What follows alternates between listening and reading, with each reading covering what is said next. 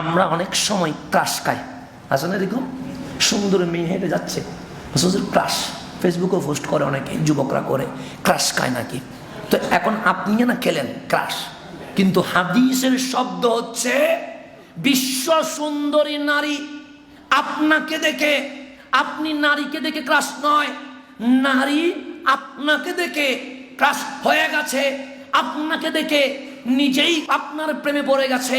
তো নারী আপনাকে গোপনে রাখছে, আসো আমার ইজ্জত আমি তোমাকে উপহার দিব।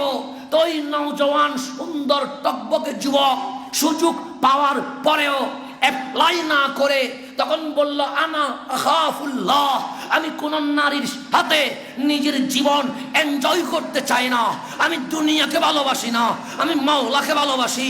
আল্লাহ বলেন নিজের জীবনকে যদি কন্ট্রোল করতে পারিস, কাল আখিরাতে আমি বেজ্জুত করব না, আমি জান্নাতুল ফেরদাউসে এনে তোকে ভিআইপি বানায়া ফেলবো। এটা আল্লাহর ওয়াদা। এটা কার ওয়াদা? অবৈধ প্রেম করবেন না, আল্লাহর ওয়াদা।